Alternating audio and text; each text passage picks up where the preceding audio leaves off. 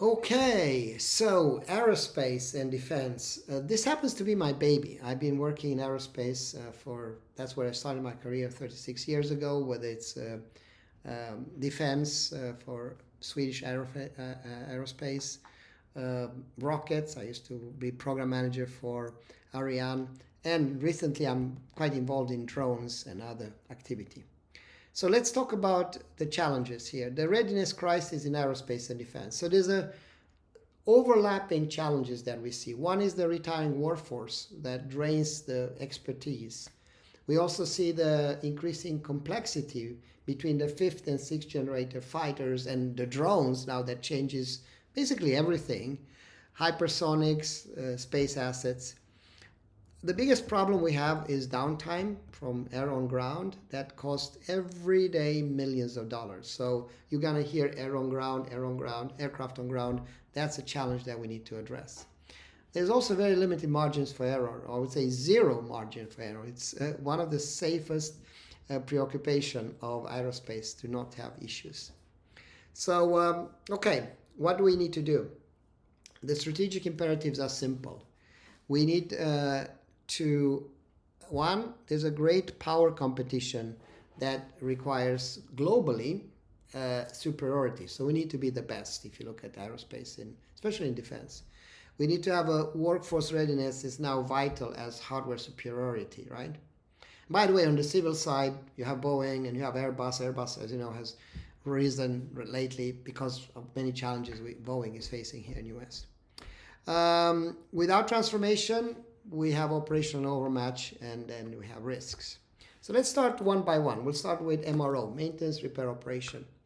So if you look at the modern assets, you have millions of components, whether it's Pratt & Whitney, whether it's, Rolls-Royce, or in our case, General Electric. And you have stealth materials, you have advanced avionics, you have a single error. One error can trigger complete catastrophic outcomes. So here we need to reduce AOG, but we need to execute well also. So the benefits to industry is we can verify competency at 60 to 70% cost by using simulation. As you know, aerospace is used with simulation, but it's mainly used today for pilots.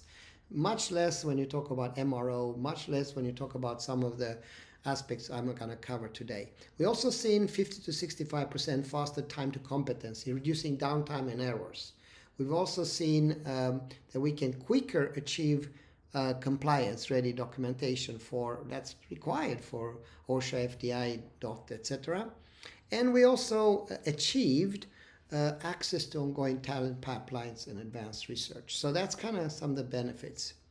Now, we talked about zero fail missions, right? It's not possible I would say it's impossible to safely replicate catastrophic scenario in reality.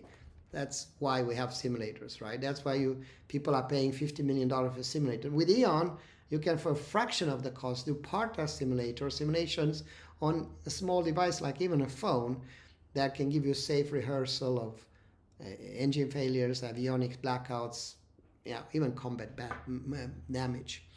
So the idea is to have that muscle built in. So when the proverbial issue happens or the S hits the fan, as they say, you have muscle memory. You react. You don't have to think. The other thing is to navigate the compliance and certification. FAA, DOD, ITAR. You need to follow verifiable training compliance. And legacy records are insufficient. We need to do AI-driven immutable audit trails. That's part of what the simulation is providing here. And of course, we need to be mission ready. We have digital twins for aircraft, for naval, for space platform, for drones. We have XR simulator for pilots. We have something we call the memory vault that capture the knowledge that never forgets anything. And we have also the audit trail. So if you think about it from an implementation standpoint, you have phase one is to reach MRO excellence and knowledge, capture the knowledge. Phase two, operator training and expansion supply chain. And then immediate ROI from all these benefits, especially downtime reduction, long-term resilience from workforce transformation. So those are the phases that will give us the benefits. An example of that, if you just reduce A or G with 20%, that can save literally millions. If you can reduce training to time to proficiency from 18 months to 6 months, that's something we've seen. We can also help to prevent errors, that saves assets, lives, and also capture expertise before that becomes an enduring strategic advantage. So, what's my call to action to you? Keep it simple.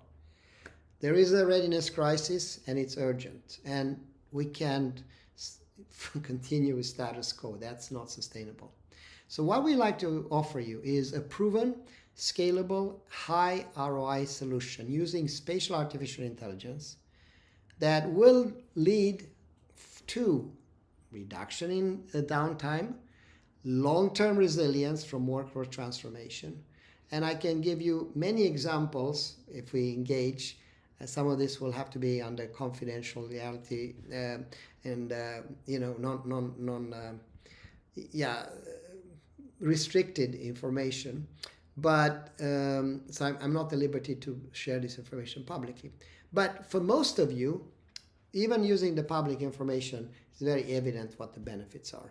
So with that said, thank you so much. Looking forward to engage.